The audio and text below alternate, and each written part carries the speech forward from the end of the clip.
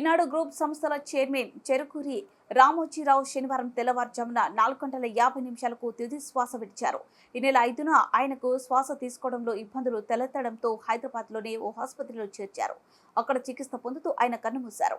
Film సిటీలోని నివాసానికి ఆయన పార్థివ దేహాన్ని తరలించారు.